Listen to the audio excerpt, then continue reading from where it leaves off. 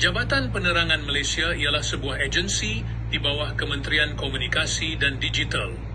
Walau bagaimanapun, ia telah ditubuhkan pada tahun 1946 dan sejak itu telah berkembang menjadi agensi terkemuka yang berfungsi sebagai titik hubungan kritikal untuk komunikasi antara kerajaan dan rakyat, memberi tumpuan kepada perpaduan nasional dan menyebarkan maklumat penting. Kerajaan adalah mandat terasnya dalam konteks pasca kolonial, peranan yang terus dikekalkan oleh badan ini, walaupun dengan perubahan lanskap maklumat yang pantas. Terdapat 3 tugas utama. Pertama adalah untuk mengukuhkan pemahaman orang ramai tentang dasar kerajaan. Kedua adalah untuk menghalang maklumat palsu. Dan yang ketiga ialah membina identiti nasional melalui strategi publicity jabatan. Jabatan ini telah bersedia untuk ini dengan rangkaian pejabat serantau yang luas direka untuk membantu menyebarkan mesejnya kepada kedua-dua kawasan bandar dan luar bandar dan untuk bekerja dalam realiti budaya dan linguistik masyarakat yang pelbagai. Ini selaras dengan kepelbagaian budaya Malaysia dan kepentingan amalan komunikasi inklusif.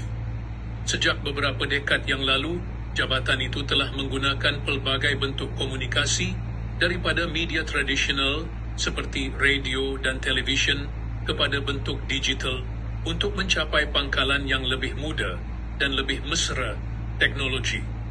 Bidang kuasanya juga telah diperluaskan untuk merangkumi komunikasi krisis, kempen perhubungan awam dan penciptaan kandungan digital.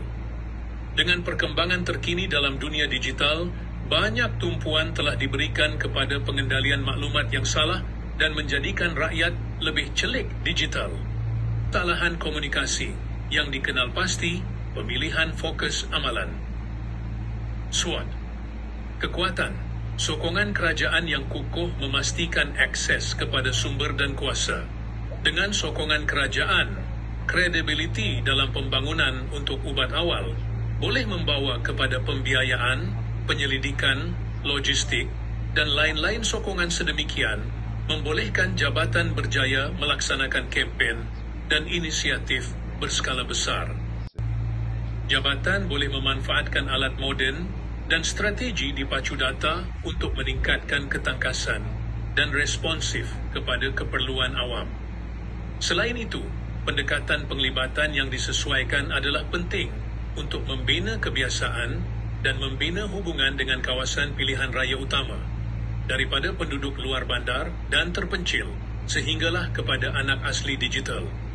Anda mempunyai data di tangan sehingga Oktober 2023. Ketelusan, keterangkuman, dan interaktiviti harus menjadi teras kepada evolusi ini untuk meningkatkan keyakinan orang ramai terhadap jabatan, memulihkan dan mengekalkan kepercayaan orang ramai dengan memberi tumpuan kepada ketelusan dan kejujuran, dan dengan segera bertindak balas terhadap aduan orang ramai, menyediakan pelaporan awam yang jelas dan ketelusan mengenai komunikasi jabatan, terutamanya berkenaan dengan topik sensitif atau kontroversi. Kepercayaan awam adalah kunci kepada kredibiliti dan keberkesanan jabatan, kecuali dengan berulang kali menunjukkan kejelasan, contohnya ketelusan tentang sebab untuk membuat keputusan atau mengambil tindakan. Jabatan akan membina kepercayaan dan kesetiaan. Selain itu, menangani kebimbangan orang ramai kepada orang ramai dengan segera telah ditunjukkan untuk menghalalkan respons jabatan.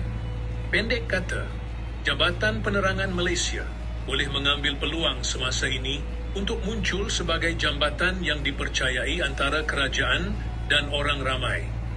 Dengan berbuat demikian, jabatan bukan sahaja akan menyelaraskan operasi, ia akan membina legasi kepercayaan, berkaitan, dan daya tahan. Peralihan dalam pendekatan jabatan ini menandakan satu peristiwa penting ke arah masyarakat bermaklumat dan bersatu dan menyerlahkan misi dan visi jangka panjang jabatan.